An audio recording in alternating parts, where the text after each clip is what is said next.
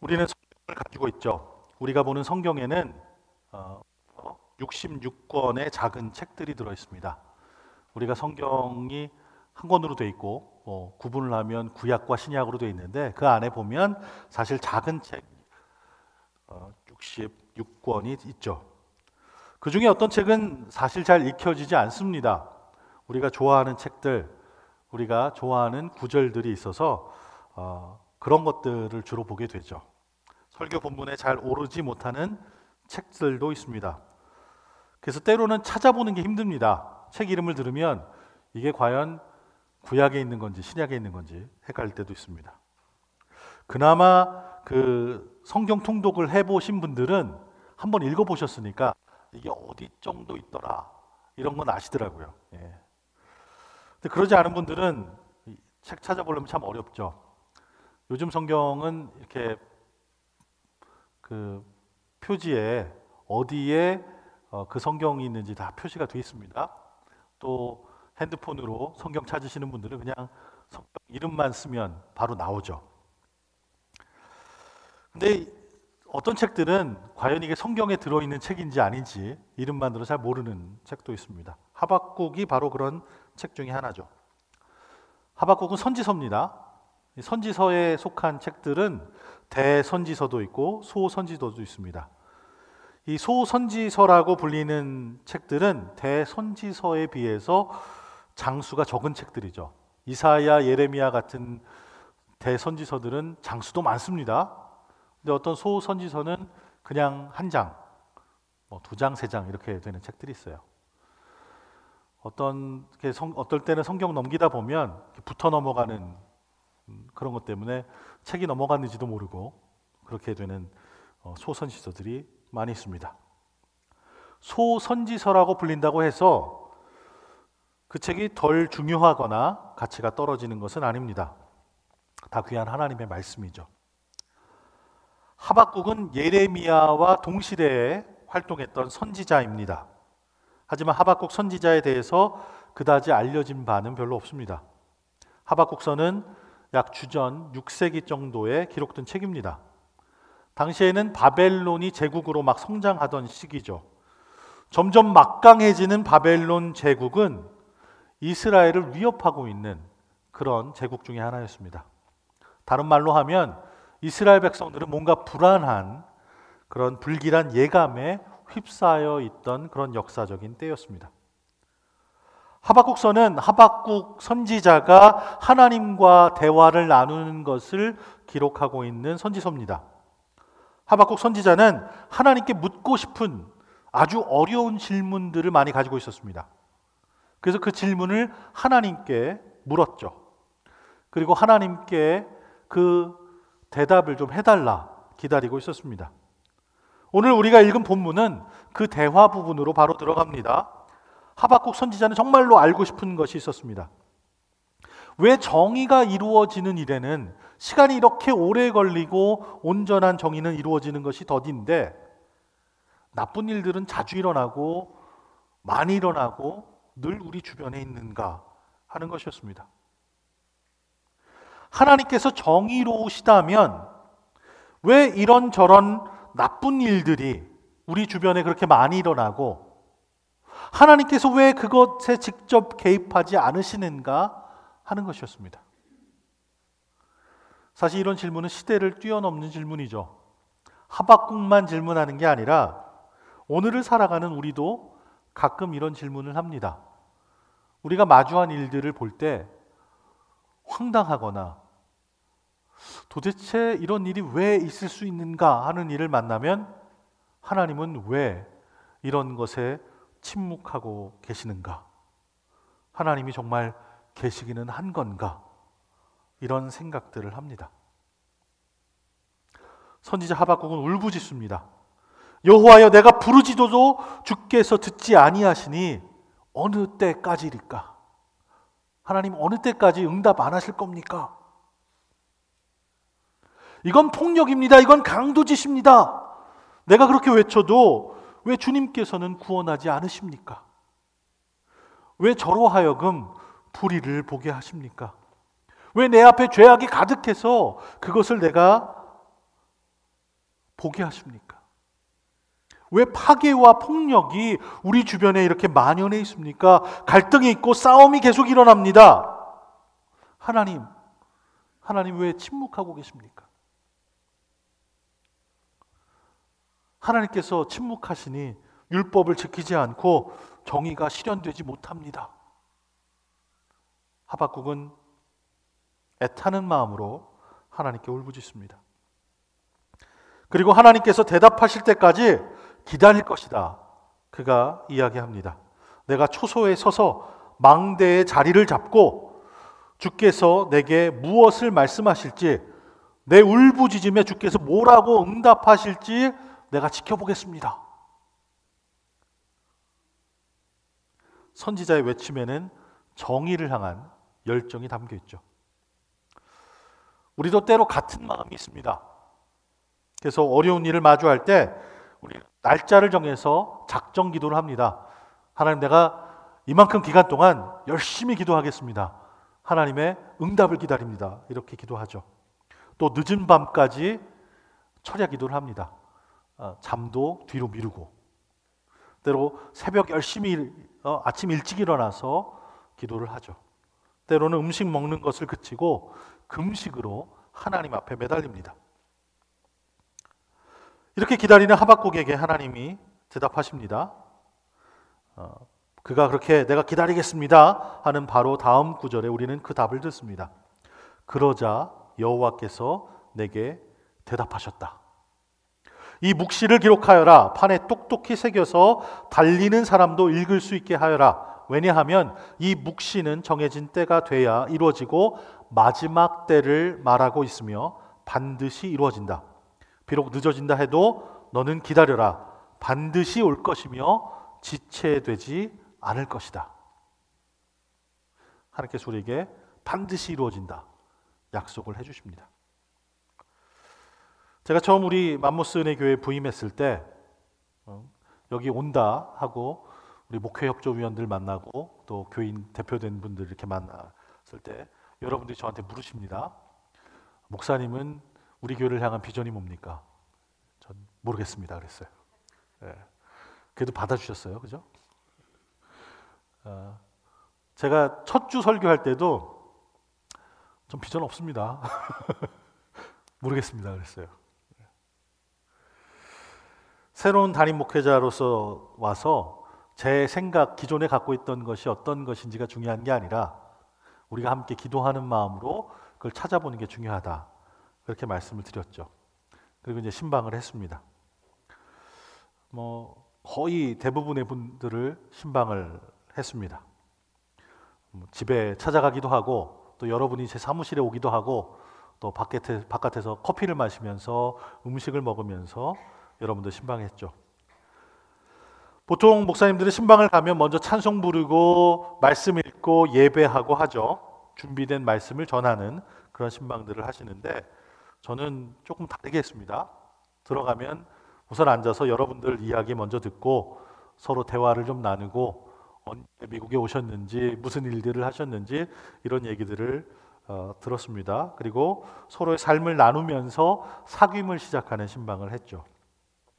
여러분의 이야기를 다 듣고 여러분의 삶과 경험과 관계가 있는 그런 말씀을 우리가 함께 읽고 그 말씀을 나누고 기도를 나누는 그런 신방을 했습니다.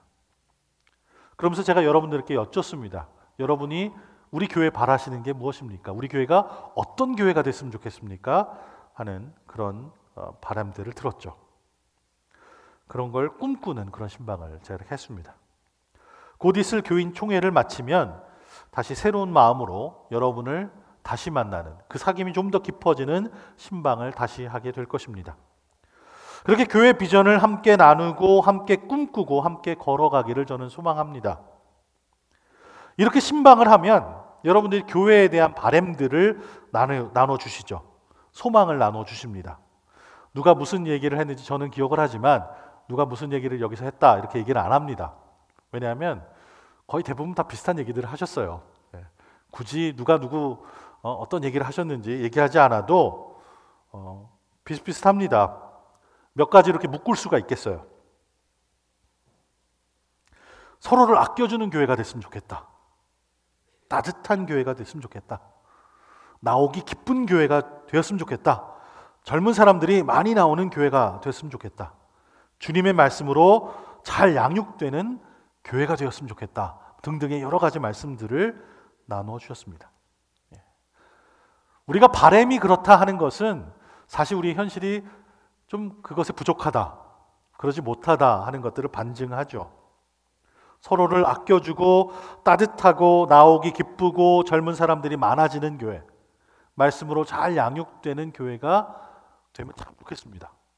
저도 그런 교회가 되면 참 좋겠습니다. 우리가 수요 예배 때마다 예배가 끝나기 전에 이런 헌신 찬송을 부릅니다. 이런 교회 되게 하소서라는 찬양을 부르죠. 그 가사 한자 한자가 다 우리의 바람입니다. 그 가사가 참 귀합니다.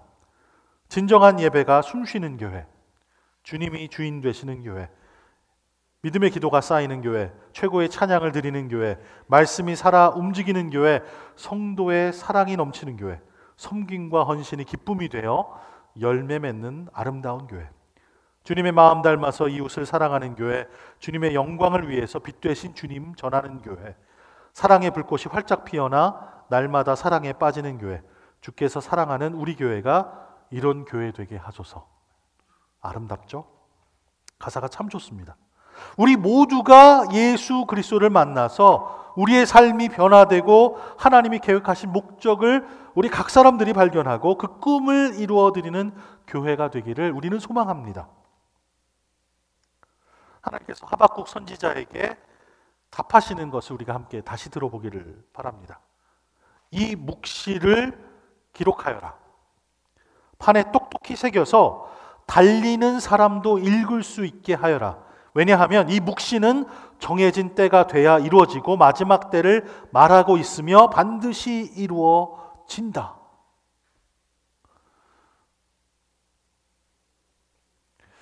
하나님께서 이런 거 좀 알려주실 때 좀 구체적으로 다 불러주시지 얼마나 좋아요, 그죠? 예. 똑똑히 달려가면서도 볼 수 있게끔 적을 수 있는 문구까지 다 알려주시면 얼마나 좋겠습니까? 예. 그리고 그 글자를 얼마나 크게 쓰면 좋을지까지 알려주시면 얼마나 좋겠어요. 하나님은 이렇게 신비로 그런 것들을 이렇게 생략을 해주세요. 우리가 씨름하면서 찾아가야 되죠. 비전이라는 것은 왜라는 질문에서 시작이 됩니다. 그래서 우리는 왜라는 질문을 우리 스스로에게 물어야 하죠. 그래서 여러분에게 묻습니다. 평소에 늘 하시던 대로 말로 대답 안 하셔도 돼요. 가슴으로, 마음으로 이렇게 대답을 하시면 됩니다. 여러분은 교회 왜 나오십니까? 왜 교회에 나오시는 게 중요합니까? 왜 다른 사람들이 교회 가는 게 중요합니까? 수많은 교회들 중에 왜 우리 교회 나오는 게 중요합니까? 우리 교회에 나오면 무엇을 경험하십니까? 다른 사람이 우리 교회에 나오면 이것 한번 꼭 경험해 봤으면 좋겠다 하시는 것이 무엇입니까? 답하셨어요? 다 이렇게 답을 하시고 있어요. 어떤 대답은 좀 쉬울 수 있어요. 어떤 대답은 답을 못 찾는 경우도 있죠. 그 답이 우리 교회 비전이 되었으면 좋겠습니다. 그것이 우리의 현재 모습으로 그렇게 되었으면 좋겠습니다. 여러분, 우리는 비전이 있습니까? 그것이 눈에 확실하게 보입니까? 모두가 당연하다 여기는 그것이 우리 비전으로 새겨져 있습니까? 그 비전이 있다면 우리 모두가 다 할 수 있는 것입니까? 달리면서도 볼 수 있을 정도로 명확하고 쉬운 그런 비전입니까? 하나님은 우리의 비전이 그래야 한다 이렇게 말씀하십니다. 제가 좀 질문이 많죠, 오늘. 제가 이 많은 질문에 제가 어떻게 대답할지 이제부터 천천히 알려드리겠습니다. 우리가 이곳에 모인 가장 첫 번째 그리고 가장 중요한 이유는 하나님을 예배하기 위함입니다. 그게 가장 첫 번째 이유이며 가장 중요한 이유입니다. 우리가 여기 이렇게 모인 건 맛있는 밥을 먹기 위한 것이 아니죠. 제 얼굴 보러 오신 것도 아니잖아요. 그죠? 우리가 여기 함께 모인 이유는 하나님을 예배하기 위함입니다. 우리에게 수많은 복을 허락하여 주신 하나님께 감사하기 위해 우리는 이곳에 모여 있습니다. 우리를 구원하여 주신 것에 감격하고 매일매일 함께 해주시는 그 은혜가 감사해서 우리는 이곳에 모였고 하나님께 예물을 드립니다. 우리의 삶을 붙들어 주시는 하나님께 우리는 기도를 합니다. 우리를 살리시는 말씀을 듣고 우리는 묵상을 합니다. 그런 좋으신 하나님을 향해서 우리는 소리 높여 찬양을 합니다. 그러기 위해 우리는 모여서 예배를 드리죠. 비전은 우리 교회가 마음을 다해서 열정을 가지고 하나님을 예배하는 것입니다. 기쁨이 넘치는 열정을 가지고 말입니다. 그럼 그걸 어떻게 할 수 있을까요? 우리의 마음을, 우리의 영혼을 어디에 투자하는가 우리가 생각을 가지고 믿음의 결단을 해서 드려야 하는 것이죠. 예배 형식이 어떤가는 사실 그리 중요하지 않습니다. 찬송가를 불러야 열정이 넘치는 예배일까요? 복음성가를 불러야 하나님이 기쁘시게 받은 예배가 될까요? 조용한 묵상 기도를 해야 하나님이 만나 주실까요? 아니면 목이 터져라 통성 기도를 해야 하나님께서 우리를 붙들어 주실까요? 도대체 몇 시에 예배를 드리면 하나님이 찐하게 만나 주실까요? 8시에 드릴까요? 10시에 드릴까요? 11시 반에 드릴까요?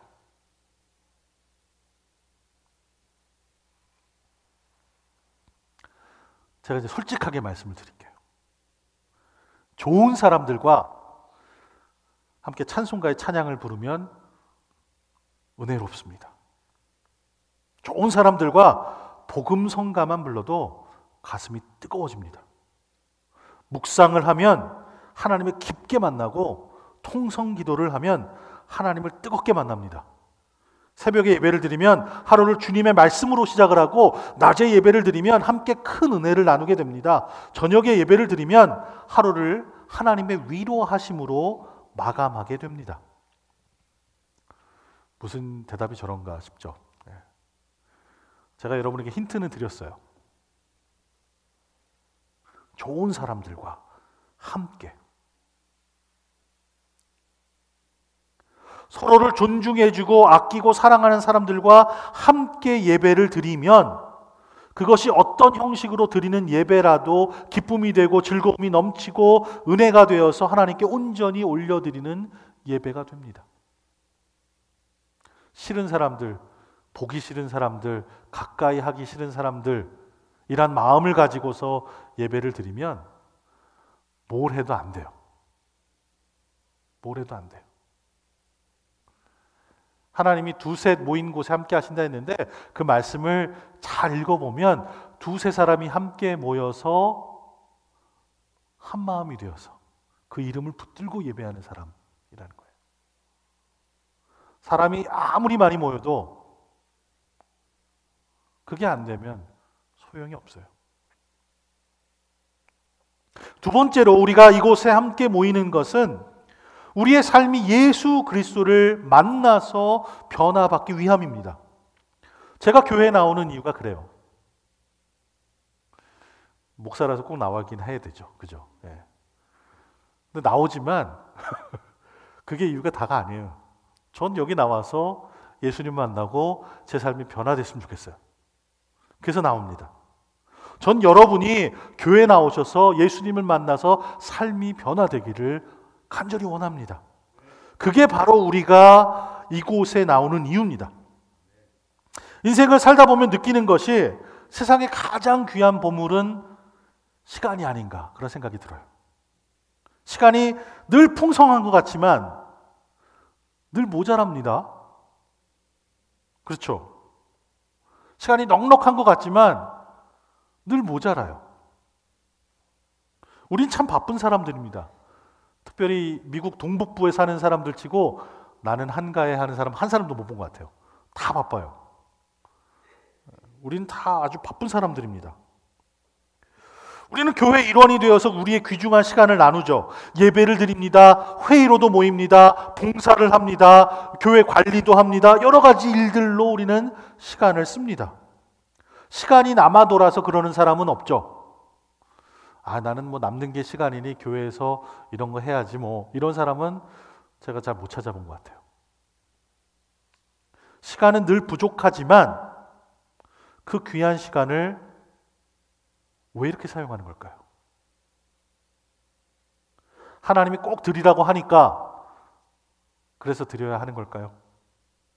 아니면 이것이 우리의 인생에 중요한 것이니 우리가 시간을 드리는 걸까요? 꼭 오전 11시 30분에 예배를 드려야, 꼭 이튼타운에 있는 맘모스 은혜 교회에서 예배를 드려야 하나님 받으시는 건 아니죠. 그러니 굳이 지금 여기에 있어야 할 이유는 과연 무엇입니까? 우리가 주일 아침에 이곳에 나오는 것, 매일 새벽에, 수요일 저녁에 모이는 것은 우리의 선택입니다. 물론 어린 친구들은 부모님이 나오니까 뭐 어쩔 수 없이 나오는 친구들도 있을 겁니다.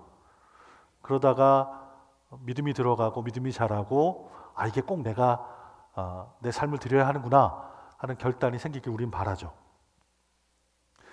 대부분의 우리는 선택을 해서 나왔습니다. 어떤 가족들은 물론 주일 아침이면 늘 그래왔으니 그것이 습관이 되고 관습이 되어서 주일 아침에는 교회 가는 일정으로 나왔을 수도 있습니다. 남부에 있는 주들에 가면 바이블 벨트라고 불려주는 그런 데 가면 아주 그 도시 자체가 주일 아침에는 교회 가는 문화가 있습니다. 출석 인원을 생각하면 우리 뉴저지도, 우리 맘모스 카운티도, 이튼타운도 그런 문화가 있고 그런 기대가 있으면 좋겠죠. 주일이니까 교회 가야지. 가까운 분들이 우리 교회 나오시면 좋겠죠. 출석을 생각하면 도움이 되겠습니다. 하지만 저는 그것을 간절히 원하는 건 아닙니다. 하나님도 그렇지 않죠. 하나님이 진짜로 원하시는 것은 우리의 마음입니다. 몸이 이곳에 앉아 있어도 우리의 마음이 다른 곳을 떠돌고 있다면 하나님 앞엔 의미가 없습니다.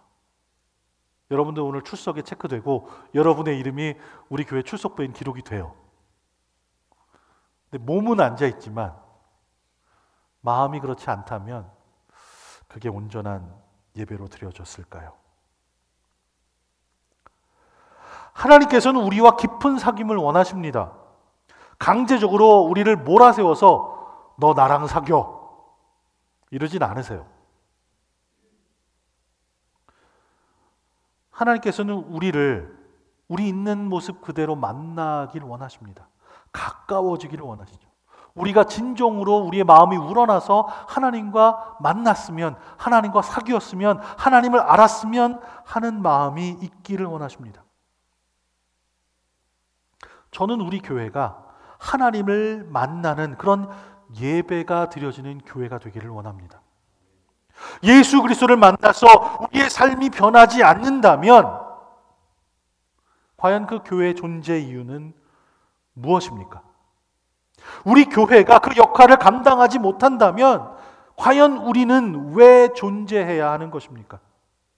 우리 교회가 그 역할을 감당하지 못한다는데 과연 우리 교회는 계속 유지되어야 할 이유가 무엇이겠습니까?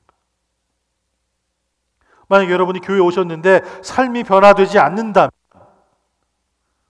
왜 그럴까 한번 생각을 해보세요. 스스로 질문을 해보세요. 그리고 그 고민을 가지고, 그 질문을 가지고 씨름을 해보세요. 어떻게 하면 하나님과 사귐이 있을까? 그 고민을 한번 해보세요. 우리는 올해 목표어인 힘써 하나님을 알자 그 말씀을 붙들고 살아갑니다. 과연 어떻게 해야 하나님을 알 수 있을까요? 하나님을 아는 것을 우선순위에 두려면 그것을 붙들고 살아가려면 우리의 삶의 질서는 어떻게 해야 할 것일까요? 이것저것 다 해봤는데 아직 나의 삶이 변하지 않았다. 만약 그런 분이 있다면 저를 좀 만나주세요.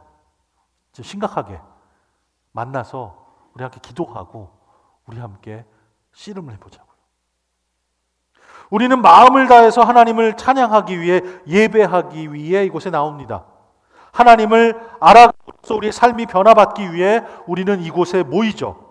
그렇게 우리의 온 삶을 다해 하나님을 예배하고 하나님을 아는 것으로 삶이 바뀌면 여러분은 그 경험을 여러분 혼자만 간직하고 소중하게 나만 아는 것으로 이렇게 감추고 계실 겁니까?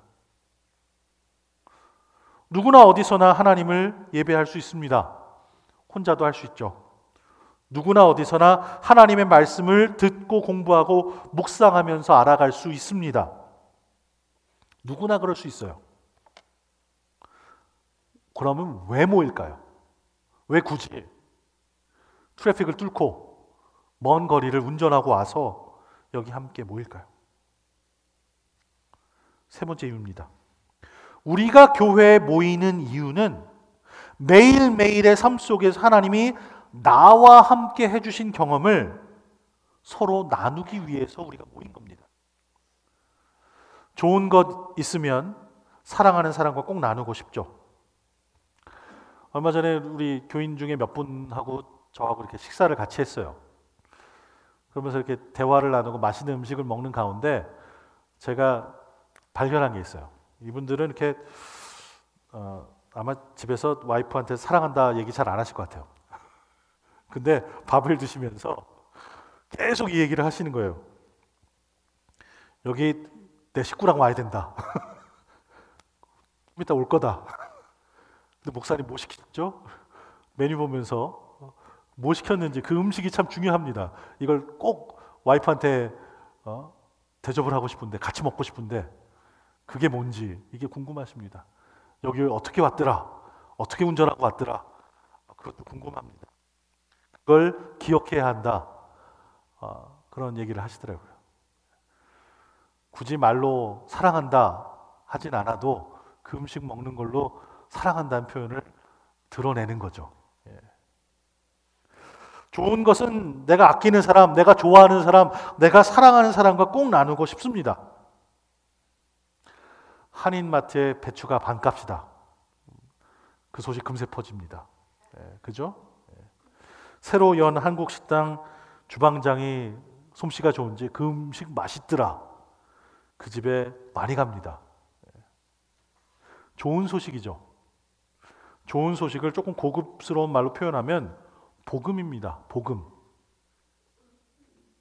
저는 우리 교회가 귀하고 복된 은혜와 사랑의 경험들을 의미 있게 나누는 믿음의 공동체가 되기를 원합니다. 내가 깨달은 복음, 내가 경험한 복음을 풍성하게 나누는 하나님의 가족이 되기를 바랍니다. 제가 원하는 것은 여러분들이 지금 살고 있는 곳에서 다 이삿짐 싸고 이 동네로 다 몰려오는 게 아니에요. 물론 그러면 교회랑 가까우니까 더 자주 뵙겠죠. 제가 진짜 바라는 건 그건 아닙니다. 하나님께서 여러분을 보내주시고 맡겨주신 가정과 일터에서 그곳에서 믿음의 뿌리를 내리고 그곳에서 경험한 하나님의 경험, 그 은혜와 사랑의 경험을 우리가 모일 때마다 반갑게 나누는 것, 그게 제가 원하는 겁니다. 예수님께서 떡 5덩이와 물고기 2마리로 기적 베푸시는 것을 보고 나도 배고픈 이웃들을 먹여야겠다 하는 그 마음을 품는 것. 사도 바울이 우리가 모두 한 몸 이룬 지체라는 말씀을 듣고 우리 한 몸 이룬 사람 중에 누가 아픈 사람은 없는지, 마음 상한 사람은 없는지 돌아보고 아끼는 마음으로 중보기도 하는 것. 예전에는 깨닫지 못한 것들을 발견하신다면 사실 하나님께서 성령을 허락하셔서 여러분의 마음을 움직이는 겁니다. 새로운 삶의 목적을 주시는 겁니다. 내 가족이 건강하고 넉넉하고 성공하는 것을 좀 넘어서 눈을 돌려 다른 사람들을 발견하게 하십니다. 그들을 바라보게 하시죠. 가깝고 나한테 귀하다 하고 나한테 잘해주는 사람을 넘어서 예전에는 안 보였던 사람, 이름이 가물가물했던 사람, 잊혀진 사람들을 찾게 해주십니다. 우리를 향해서 절대로 포기하지 않으시는 하나님의 사랑이 있는데 우리가 두려워할 게 뭐예요? 우리가 그런 하나님 만나기 전에는 나한테 잘해주는 사람 내가 잘해줘야죠. 때로 우리는 마음 줬다가도 상처 입는 경우 많잖아요. 그러니 나한테 잘해주는 사람, 나랑 마음 맞는 사람만 찾게 되는 게 우리의 본성입니다. 근데 하나님 만나고 났더니 우리를 향한 끊임없는 그 영원한 사랑을 베풀어 주십니다. 놓치지 않고, 우리를 끊지 않고. 그 사랑이 있는데 그 받은 사랑을 넉넉하게 주변과 나누는 것이 뭐가 그렇게 힘든 일입니까? 하나님께서는 자신의 아들도 아낌없이 다 내어주시는데 우리가 뒤로 감추고 손에 꼭 쥐고 놓지 못하는 그것은 과연 무엇입니까? 여러분, 여러분의 삶이 이 세상을 향한 하나님 사랑의 광고판이 되게 하십시오. 그것이 교회들을 향한 제 비전입니다. 하박국은 궁금했습니다. 혼란함과 불확실한 시대적인 아픔 속에서 과연 하나님은 계획이 있긴 하시는 걸까? 하나님은 우리랑 함께 하시는 걸까? 그는 묻고 또 물었습니다. 이런 엉망진창인 때 하나님은 여전히 선한 것들을 준비해 놓고 그것들을 베푸실 그런 분으로 우리와 함께 하시는 것인가? 교회가 무너지고 믿음이 헌신자처럼 버려지는 이와 같은 때에 과연 하나님은 무엇을 계획하시는 걸까? 그는 안타까운 마음으로, 찢어지는 마음으로 하나님께 묻고 하나님의 대답을 기다렸습니다. 어쩌면 우리도 같은 질문을 하고 있을지 모르겠습니다. 하박국을 향한 하나님의 대답은 오늘 우리를 향한 대답이시기도 합니다. 소망이 있습니다. 비전이 있습니다. 많은 분들은 교회 다 오면 내가 그 교회를 나가겠다 이렇게 하세요. 교회가 그렇게 되면 내가 그 교회에 가겠다. 교회는 하나님께서 우리에게 은혜로 허락해 주신 건데 우리가 거꾸로 교회를 이렇게 막 선택을 하는 경우가 있어요.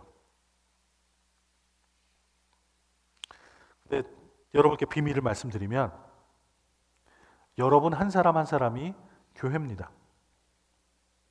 교회가 그런 교회로 거듭나기 위해서는 우리 한 사람 한 사람이 그렇게 살아야 하는 것이죠.